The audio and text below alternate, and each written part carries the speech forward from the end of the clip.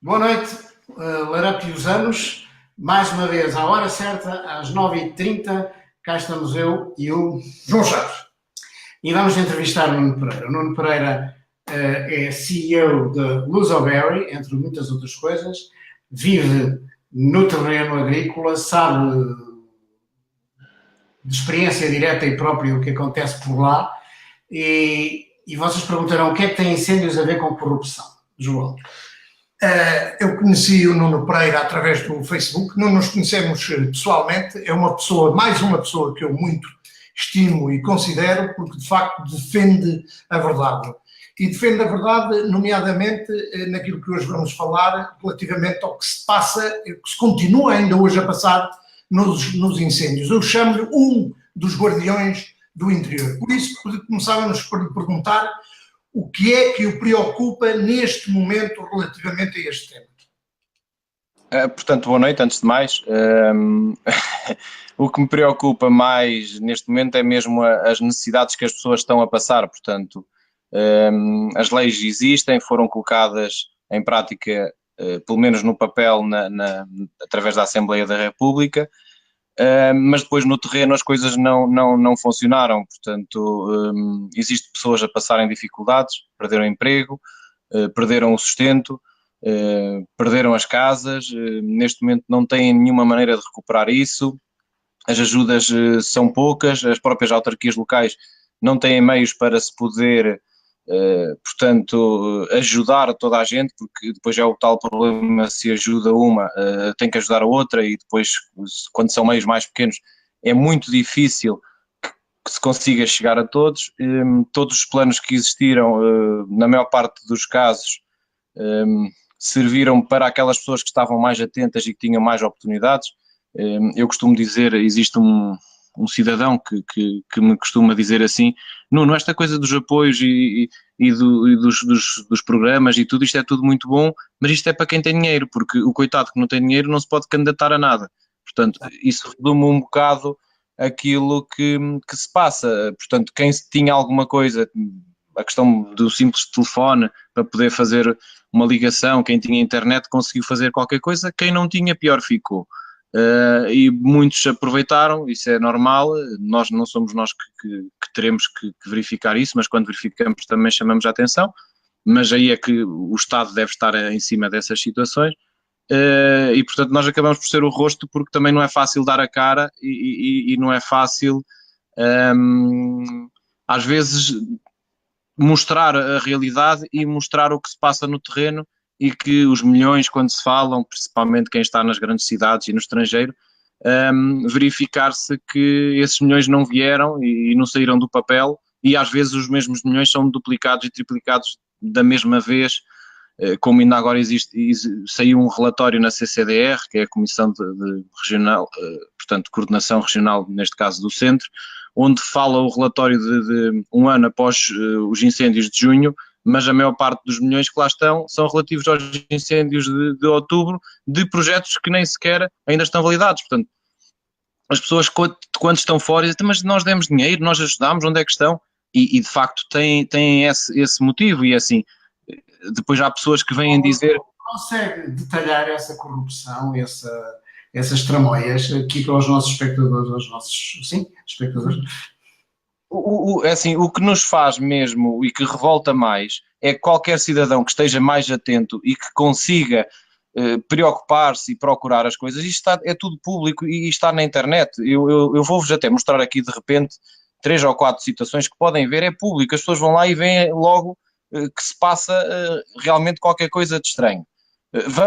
Vou começar por uma situação que é o Revita, portanto, que é um fundo que existe, que foi para aquele dinheiro dos concertos e que foi feito no início de Pedrógão, e que depois o dinheiro foi para um lado, foi para o outro, e que nós estamos agora a assistir, embora não estamos aqui para falar na questão de Pedrógão. Depois, eu agora vou mudar aqui para a imagem até do computador para ver aqui algumas situações. Temos nas próprias páginas da internet, por exemplo, temos aqui a CCDR, que é quem tutela a parte da habitação e da indústria. Só para terem uma ideia, tem aqui o sitezinho onde as pessoas podem fazer portanto, as candidaturas, ou podiam fazer as candidaturas das casas.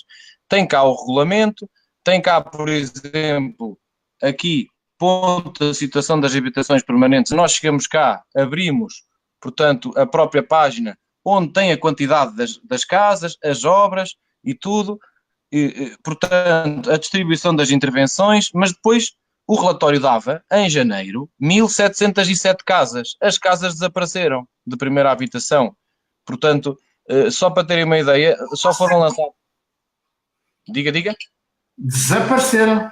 Desapareceram, só foram contratadas 350 casas aproximadamente. Ainda há concelhos, como o da Pampilhosa da Serra, que ainda nem sequer têm, neste momento, portanto, nenhum contrato. Lançaram na semana passada a dizer que já tinham feito a primeira fase da contratação, ainda nem sequer lá está. Por isso, eu vou-vos dar aqui o exemplo, por exemplo, do apoio à indústria dos projetos aprovados.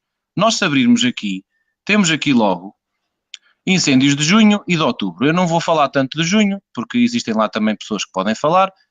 Existe uma grande diferença, é óbvio, porque em junho os incêndios foram antes das eleições, em outubro já foram após as eleições autárquicas, o que também fez muita diferença. Mas, por exemplo, ao abrir este link aqui de outubro, nós vemos aqui uma série de empresas, todas detalhadas por aqui abaixo e tal, e depois chegamos aqui ao fundo e vemos aqui valores de prejuízos, 78 milhões, valores elegíveis, 59 milhões, portanto está ali em cima, apoio aprovado, pagamentos, 10 milhões. Como é que depois o Ministro do Planeamento vem dizer que está tudo pago, quando ainda só pagou pouco mais de 10% e há muitas empresas que ainda nem sequer aqui colocaram nada? Portanto, isto é só um dos exemplos. Por exemplo, nos contratos públicos que existem, estão todos no site, no site portanto, isto é o site base.gov.pt, estão lá as contratações. Existem contratos aqui, por exemplo, eu não sei qual é o de Poiares, penso que é este, deixem-me cá ver, existe aqui o contrato de Vila Nova de Poiares, não sei agora, que são tantos que eles fazem que uma pessoa até, isto é município de Góis, portanto, Vila Nova de Poiares, está aqui. Eu até sei o valor mais ou menos. Só para vocês terem uma ideia e para as pessoas tentarem saber o que é que se passa. Isto tem cá os contratos e tudo e quem é assinado. Portanto, ao abrir o contrato, estamos a falar contratos de primeira habitação, Vila Nova de Poiares, tal. Ficaram não sei quantas casas sem contrato, não sei porquê. E depois tem aqui 6 habitações com danos totais, às quais acresce intervenções em anexos habitacionais, num total de 6 com danos totais. Vamos ver o valor porque foram adjudicados. E há de aparecer aqui uma parte, prazo de vigência, isto é até 31 de dezembro, portanto, depois chegamos aqui ao preço contratual. Foram contratadas aquelas 6 habitações por 1.271.000 euros, mais IVA, acrescida a importância referente ao IVA. Portanto, estamos a falar de casas que vão custar mais de 200.000 euros. As pessoas deviam estar preocupadas de saber como é que arderam casas deste valor, se as tabelas, porque depois existe a tal tabela de referência que têm no site onde tem a legislação, portanto, se formos aqui a estas tabelas de referência, tem cá a dizer as habitações, como é que funciona, e há de chegar a uma altura que tem cá a dizer o valor, como é que é, e tem cá os valores, 753 euros um metro quadrado, construção total ou parcial, tem aqui os valores, custo limite das habitações, portanto, no máximo, um T4, que prevê que sejam pelo menos 4 ou 5 pessoas, tinha que ser até 95.000 euros, e a CCDR adjudicou por 200 e tal mil euros. Nuno, desculpe lá, mas eu tenho que lhe fazer uma pergunta. Diga. É você que está a mentir ou são os ministros que nos andam a aldrabar? Não, os ministros não têm dito a verdade, eles não estão a mentir, porque o mentir propõe que se saiba o que se está a dizer. Eu acho que eles estão a ser enganados e eles depois dizem aquilo que lhes dizem, porque eu costumo ouvir os ministros e sinceramente o que eu acho que eles estão sempre a dizer é aquilo que lhe transmitem, e vê-se o Ministro da Agricultura e pergunta ao Secretário de Estado, olha, diz lá quais são os números daqui, tal. Vê-se o Ministro das Infraestruturas, olha, tem que ser com a CCDR. Portanto, eles mentem, que não se pode dizer que é mentir, porque a mentira é quando a pessoa sabe que está a mentir. Eu acho que eles não sabem, eles estão a transmitir uma inverdade. Há vários nomes que se podem dizer, é assim, eles estão a enganar o povo, estão-se a enganar a eles próprios, não conhecem o terreno, portanto, Eu tenho aí situações de muita gente a viver em tendas e relotes com famílias que não tiveram o apoio nos primeiros 6 meses, que era obrigatório de lei, não tiveram apoio sequer para poderem arrendar uma casa.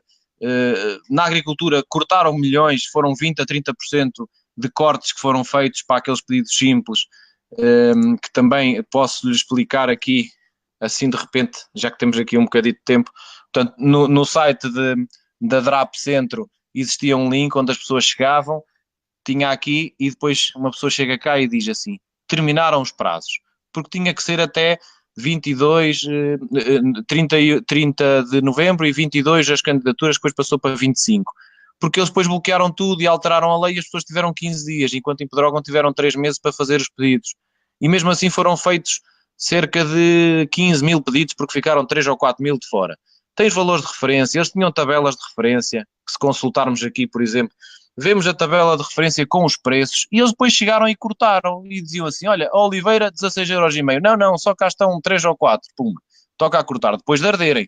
Há uma situação, inclusive, de uma escada de madeira que a pessoa colocou, cá de andar para aqui as escadas, as ferramentas, carros de mão, há aqui, sei que havia escada, agora não sei onde é que ela estará, mas havia um sítio, puseram uma escada de madeira, e chegou lá o técnico, está aqui, olha, escada de madeira, 75€. E chegou lá o técnico e diz: você não tem cá a escada de madeira para confirmar se ardeu. Epá.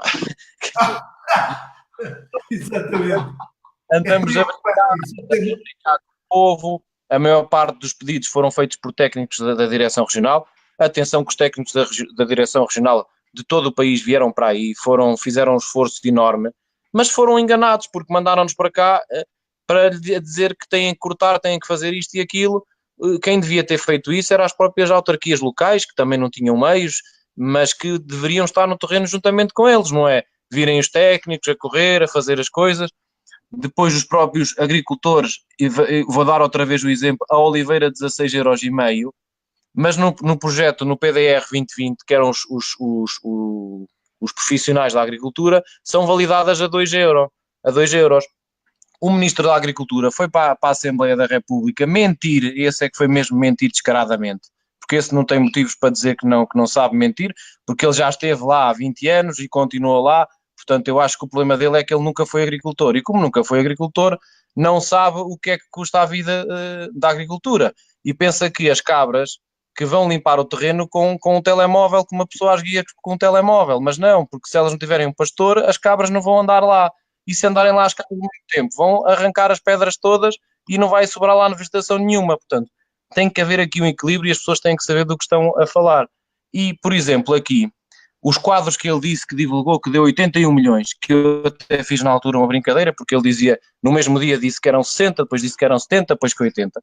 E ele tem aqui, por exemplo, o tal PDR, o tal programa para o PDR 2020, tem aqui a dizer assim, que deu 16.750.000€ a 767 pessoas, mas depois tem aqui o asterisco 1, e o asterisco 1 tem a seguir: montante atribuído, os beneficiários têm 2 anos para executar. Portanto, ainda ninguém recebeu. Porquê? Porque as pessoas só executam se quiserem. E com os valores que estão validados, uma Oliveira, por exemplo, a 2€, ninguém vai executar, vão deixar estar tudo abandonado, que é o que está a acontecer neste momento.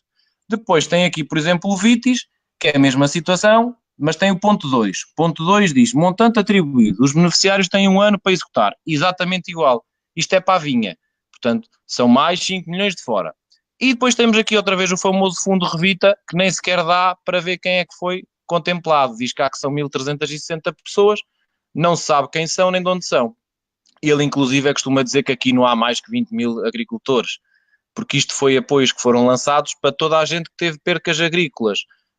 E quando se fala de agricultores, a maior parte destas pessoas não eram agricultores, porque os agricultores profissionais faziam os pedidos de apoio à agricultura. Portanto, o que é que ele chama a todos? Ele está-nos a chamar a todos a ignorantes, porque é assim, basta fazer uma simples conta. Oliveira do Hospital tem cerca de 20 mil pessoas, ardeu 95%.